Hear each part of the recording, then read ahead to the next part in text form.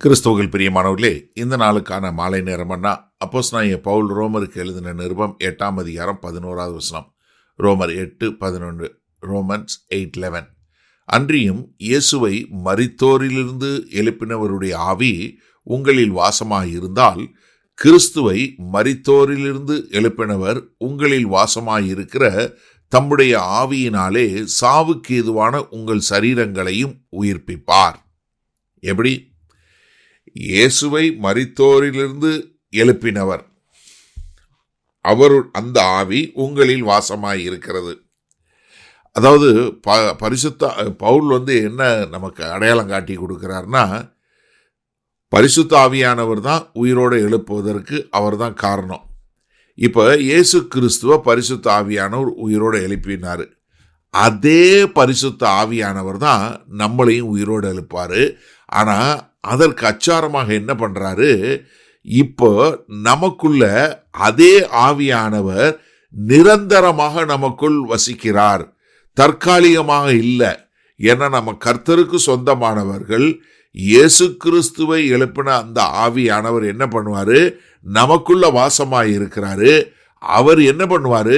எதிர்காலத்தில் நம்மளையும் உயிரோடு எழுப்புவார். எப்படி கிறிஸ்து எழுப்பப்பட்டாரோ, மரித்தோரிலிருந்து எழுப்பப்பட்டு புதிய ஜீவனில் இருக்கிறாரோ, அதே மாதிரி இயேசு கிறிஸ்துவை விசுவாசிக்கிற ஒவ்வொருவரும் இந்த நித்திய ஜீவனில் எழுப்பப்படுவோம்.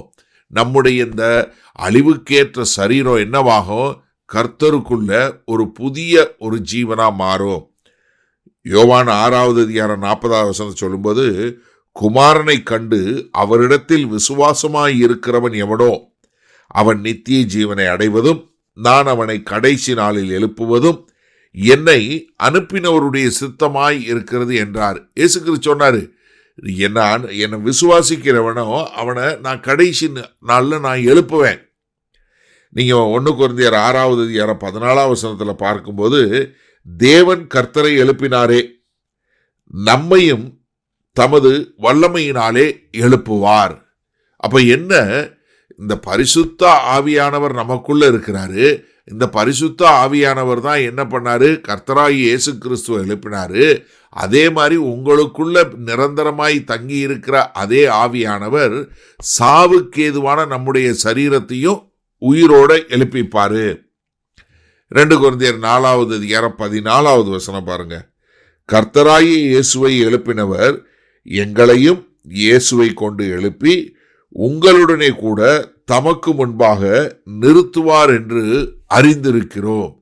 அப்ப என்னன்னா, இந்த வசனம் நமக்கு என்ன பண்ணுதுன்னா, அதாவது நம்முடைய நித்திய வாழ்க்கைக்குரிய ஒரு உயிர்த்தெழுதலும், அதே சமயத்தில் வாழும்போது நம்முடைய வாழ்க்கைக்கு பரிசுத்த ஆவியானவருடைய வல்லமையோடும் பலத்தோடும் நம்ம வாழக்கூடியதை ரெண்டையும் ஒன்றாக இணைத்து சொல்லக்கூடிய ஒரு அருமையான காரியத்தை நம்ம பார்க்கிறோம்.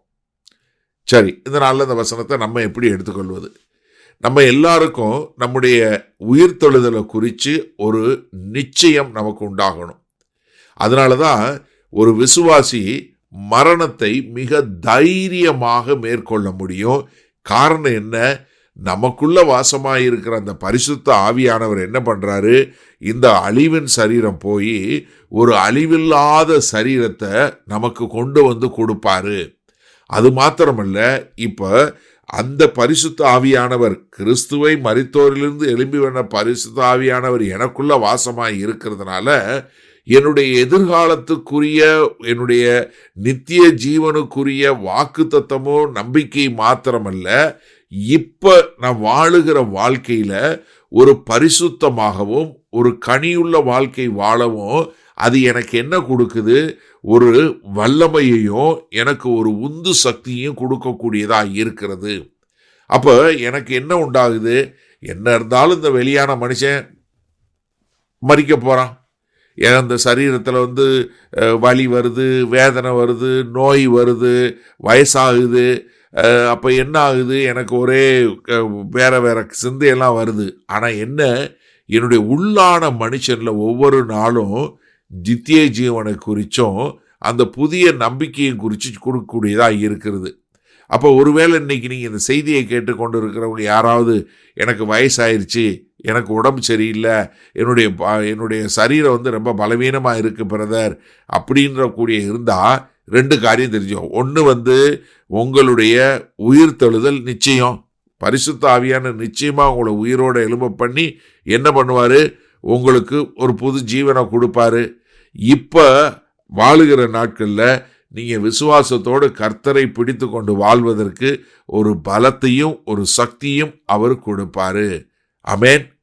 மகா கிருபையும் இரக்கம் நிறைந்த எங்கள் அன்பின் தகப்பனே, இதோ அந்த செய்தியை கேட்டுக்கொண்டிருக்கிற எனக்கு அருமையான சகோதர சகோதரிகள் யாராவது அந்த நிச்சயம் இல்லாதவர்களாக இருந்தால் இன்றைக்கு அந்த பரிசுத்த ஆவியானவர் என்னை உயிரோடு எழுப்புவார் என்ற நிச்சயத்தோடு மரணத்தை ஜெயமாக எதிர்கொள்ளக்கூடிய மக்களாய் வாழ எங்கள் தேவன் கிருபை பாராட்ட வேண்டுமாய் மீட்பெரும் இரட்சகருமாகிய இயேசு கிறிஸ்துவின் மூலம் ஜெபிக்கிறோம் வல்ல பிதாவே, ஆமேன். கர்த்தர் உங்களை ஆசீர்வதிப்பாராக. நாம் நாளை காலை தினசரி தியானத்தில் சந்திப்போம். Good night.